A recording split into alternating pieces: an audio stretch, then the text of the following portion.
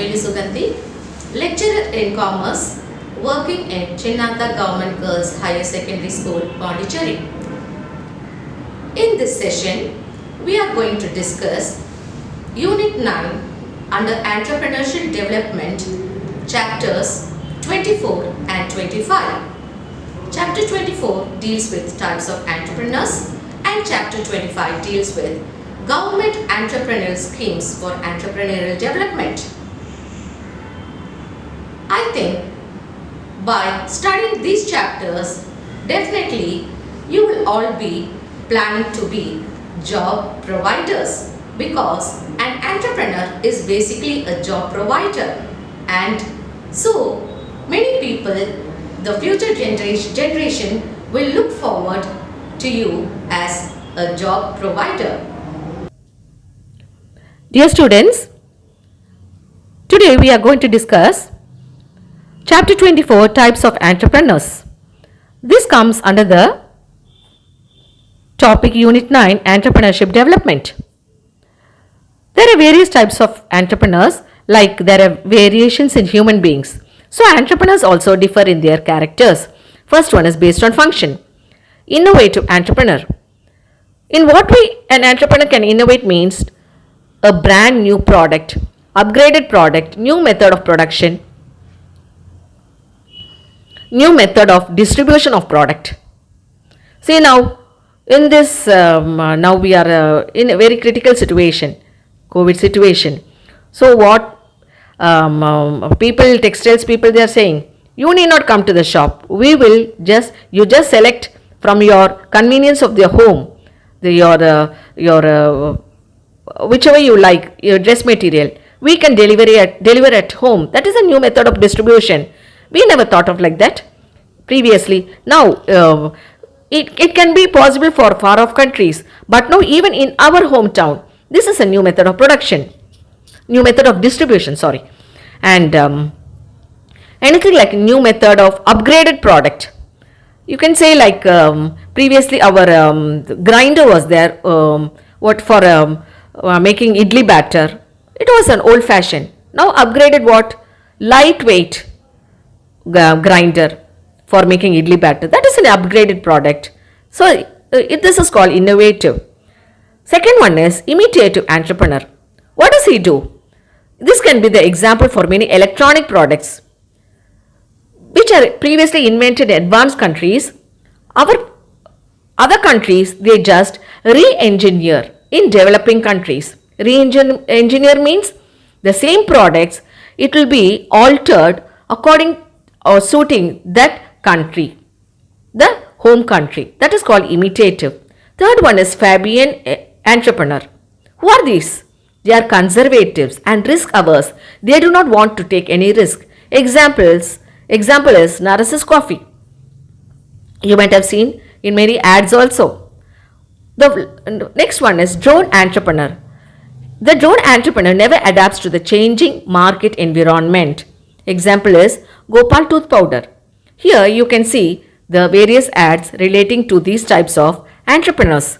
So first one is second one is based on type of business. First one is business entrepreneur or solo. Solo means there will be a single entrepreneur for this. Trading entrepreneur. He just buys and sells a product. Third one is industrial entrepreneur related to industries. Fourth one is corporate entrepreneur. Corporate entrepreneur, the another name is called promoter.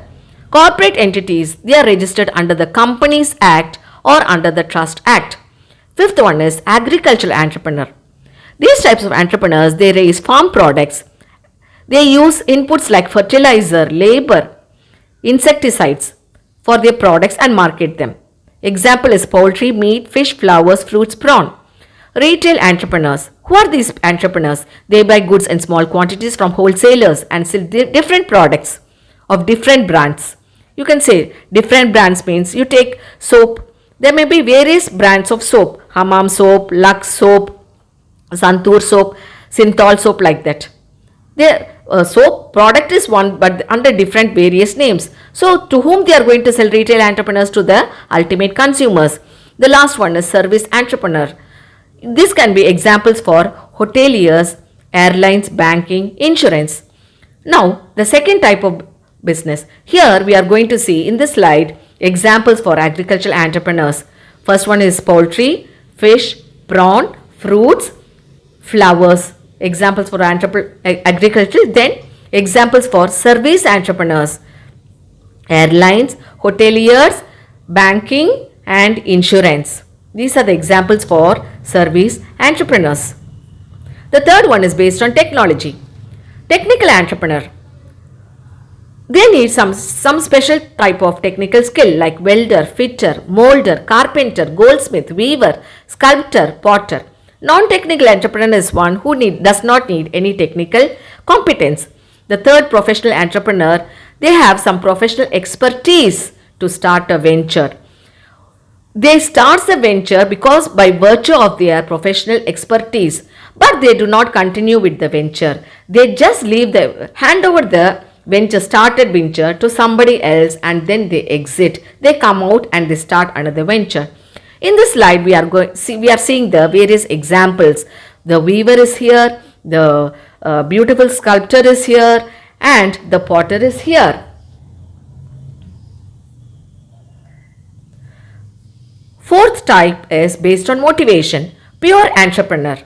Who are these pure entrepreneurs? Their egos do not permit them to work for somebody else. That person is his own boss. Example is Dhirubhai Ambani, Jamshedji Tata, who is the forerunner of Tata company that we are seeing now. Jamshedji Tata, he was the forerunner of Tata companies. Narayana Murthy of Infosys company. Aziz Premji and of Wipro. And induced entrepreneur. How does this entrepreneur get induced is because of the government, the government gives various incentives and concession, and by these they are induced to start a new venture. Third one is motivated entrepreneur. Fourth one is spontaneous entrepreneur. In this slide, we are seeing the Wipro, the founder Aziz Premji, Dhirubhai Ambani, who founded Reliance, Infosys Narayana Murthy, and Tata Jamshedji Tata. The fifth one type of entrepreneur is based on development. First generation entrepreneur. These entrepreneurs do not have any family background or prior exposure. Nobody guided them. They are self-made. They molded themselves. They had that spark in them to start a new venture. That's why they are called first generation entrepreneur. Second one is modern entrepreneur. Third one is classical entrepreneur. Classical entrepreneurs, these entrepreneurs come from business families. So they are called classical entrepreneurs. Example, the father may be a provision merchant, grocery merchant. The son also, he picks up the business of his father. He is called a classical entrepreneur. The sixth one is based on area. Urban entrepreneur, he operates in urban areas like state capital, district headquarters, towns, municipalities. The second, who is a rural entrepreneur, he starts venture in rural locations and semi-urban areas. Why he does? Because to check the exodus of rural people to urban centers for employment opportunities. Why do rural people come to urban areas? Because in need of employment. See, when there is no water in one place, the living beings, they come out in search of water. Like that, rural people, they come to urban areas because in search of employment. To check this, rural entrepreneurs, they provide a service by starting new ventures in rural areas. Seventh one is based on ownership. Private entrepreneur, state entrepreneurship and joint entrepreneurship. Dear students, now for today we are going to discuss entrepreneurial development. Unit 9, Chapter 25. What are the various government schemes for entrepreneurial development? How is the government helping, assisting the entrepreneurs? In that, we are going to see India's efforts at promoting entrepreneurship and innovations.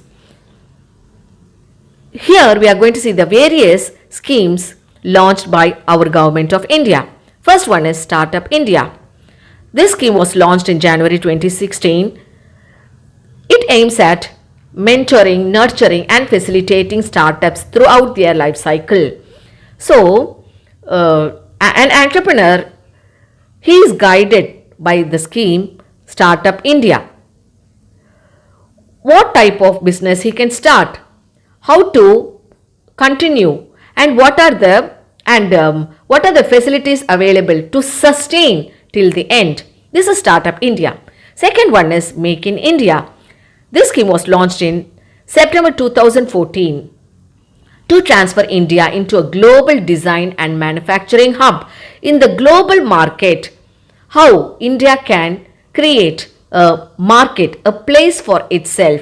This is Make in India. Third one is Atal Innovation Mission, AIM.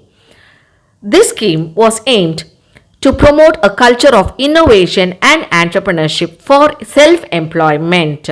Innovation, by this, what something new to be produced. Fourth is Support to Training and Employment Program for Women, STEP. This step was launched by the Government of India's Ministry of Women and Child Development. To train, it is focusing women to train in formal skill training skills, especially in rural areas in sectors like agriculture, food processing, handlooms, travel, tourism. Food processing, because rural output, there is so much of vegetables and fruits that are produced, but they go waste because they do not have the various processing technology. So women, rural women especially, are trained in food processing. The fifth one is Jan Dhan Aadhaar Mobile, JAM. JAM is a technological intervention that enables direct transfer of subsidies to beneficiaries and eliminates all middlemen. The various government subsidies, they get transferred to the beneficiaries account by through technology. This is Jan Dhan Aadhaar Mobile. Sixth one is Digital India. What is Digital India aim at? It aims at transforming India. India needs to be transformed into a digitally empowered society with knowledge economy, with universal access to goods and services. Sitting at my home, I can digitally empower myself and knowledge. I can connect myself with the rest of the world, having access to the world's goods and services. This is possible through Digital India. Seventh one is Stand Up India. Launched in 2015, it aims for the benefit of India's underprivileged and looks forward for the economic participation of women entrepreneurship, scheduled caste and scheduled tribes. And it aims to share the benefit of India's growth to the above mentioned categories. The eighth one is Trade Related Entrepreneurship Assistance and Development, TREAD. The TREAD program enables credit availability to India's underprivileged women through non-governmental organization NGOs. Ninth one is National Skill Development Mission. This scheme was launched in July 2015 to build a skilled India. Tenth one is Science for Equity Empowerment and Development SEED. It provides opportunities to motivate scientists and field level workers to undertake projects for social economic gain, especially in rural areas. Now, we are also discussing the various other specific entrepreneurship schemes. First one is Modified Special Incentive Package Scheme, MSIPS. This aims at field of defense, renewable energy, green technology. Second one is New Gen Innovation and Entrepreneurship Development Center, New Gen IEDC. The third one is Dairy Entrepreneurship Development Scheme. It helps entrepreneurs in the fields of agriculture, pets, animals to set up small dairy farming. Fourth one is Single Point Registration Scheme, SPRS. It aims it is a great scheme for micro and small enterprises because it provides exemption from payment of earnest money deposit. The fifth one is Atal Incubation Center. The Government of India has set up Atal Innovation Mission at Niti Aayog 2016 for promoting culture of innovation and entrepreneurship in our country. It also provides high-class incubation facilities in spheres of transport, health, energy, water, agriculture and construction sectors. Here in this slide, we are seeing the various governmental schemes in entrepreneurial development. Startup India AIM, Atal Innovation Mission, Digital India, National Skill Development Mission, and Dairy Development Scheme. Now, here we are going to discuss the various steps in promoting an entrepreneurial venture. A new entrepreneur will be confused. He does not know where to go, how to go, whom to approach. Now here, the various steps here is, first one is selection of product. An entrepreneur has to conduct economic viability of the project and the features like convenience of the project, whether it can be operated easily, ease of operation, lower price, etc. Second one is selection of form of ownership. What form of organization, whether it will be a family ownership, a partnership, or a private limited company. The third one is selection of site. When the site to be selected, the entrepreneurship has to keep in mind the following factors like nearest to market, the various incentives provided by the government, and availability of labor and raw materials in a particular area. The fourth one is, in promoting an entrepreneur venture, is the fourth step is designing capital structure. He wants to mobilize funds. How does he mobilize funds? It can be from the own savings, or loans from friends and relatives, or loans from banks and financial institutions. The fifth one is acquisition of manufacturing or technological know-how.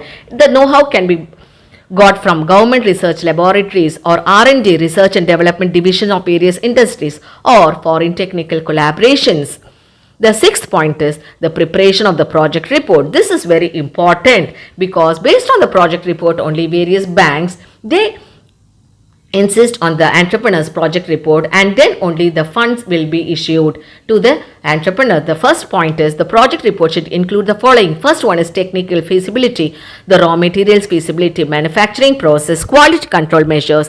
The second one is economic viability. What are the factors here is the demand for domestic and export market, international market. Third one is financial viability. What will be the probable cost of production? What is the non-recurring cost for purchase of assets like land, building, plant, machinery? What will be the recurring expenses like wages, salaries, overheads? The fourth one is managerial competency. What is the managerial competency is, what will be the mechanism for the venture in the project report? It can be both for small sized ventures and corporate form of organization like companies. The fifth one is how to get the provisional registration certificate. The entrepreneur has to apply for this. It will be issued to the entrepreneur subject to the fulfillment of certain conditions. After applying, after 1 year, it can be subject to the renewal of 2 periods of 6 months duration. The sixth one is permanent registration certificate. Once the venture is ready to commence production, to start the production of manufacturing, this project or venture is eligible to get permanent registration certificate. Next one is statutory license. What is statutory license? How does the entrepreneur approach? He has to approach the municipal license from the authority, competent authority, registered, and then he has to register with the Central and Sales Tax Department. If the venture comes under the provisions of Factories Act, then this venture has to be registered with the Inspector of Factories or Shops and Establishment Act. Then the next one is how to get the power connection to run the factory, to run the venture. He has to make application. The entrepreneur has to make application to Assistant Divisional Engineer of State Electricity Board for power connection. He has to pay security deposit for this. Then the last one is how to arrange for finance. The entrepreneur needs 2 types of finance. One is long-term finance for acquiring fixed assets like land, building, various assets, and short-term finance for working capital needs. And after these 2 types of finance, he also needs the promoter's contribution. This promoter's his own contribution. He is a promoter. He starts the business. So that is called seed capital. Now we have seen 2 chapters, chapter 24 and chapter 25. In these 2 chapters, I have given you assignment questions. First one is very short answer questions.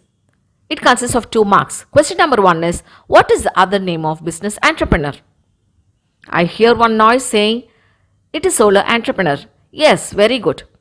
You can search that in this, from your study assignment. Second question is, mention the other name for corporate entrepreneur.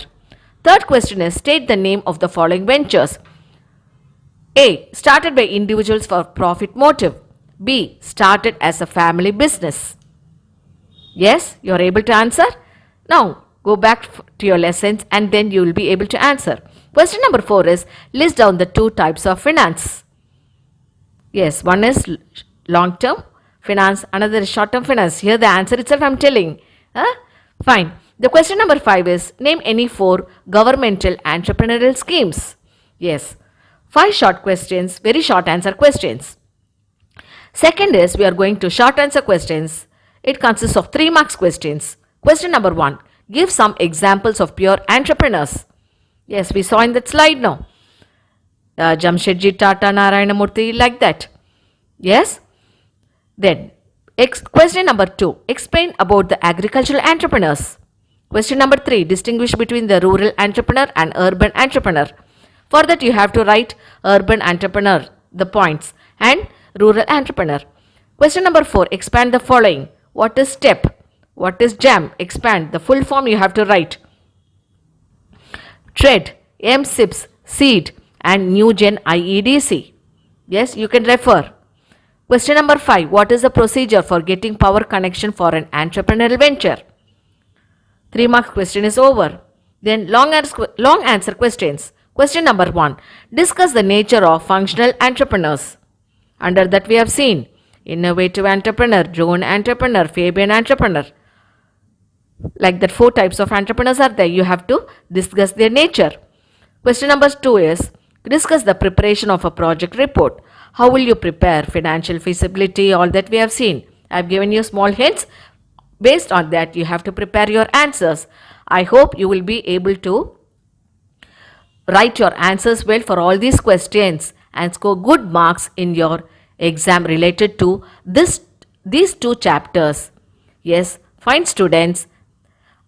Hope you do well in your exams and in your future studies. Thank you. Dear students, we have come to the end of chapters 24 and 25. We have discussed the various types of entrepreneurs and the various government schemes to induce entrepreneurship.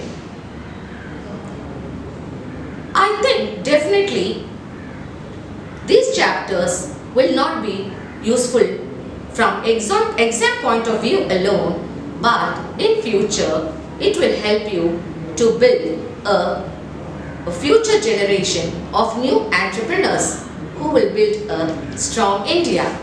I have given you assignment questions also which will be useful for you from exam point of view.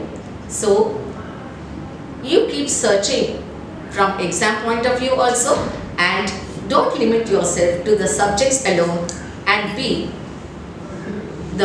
the motto that the sky is the limit. Yes, entrepreneurship, it means you're going to give jobs to millions of people of our country. I hope that these 3 lessons will definitely bring a positive attitude of generating employment through you good citizens. Thank you, students.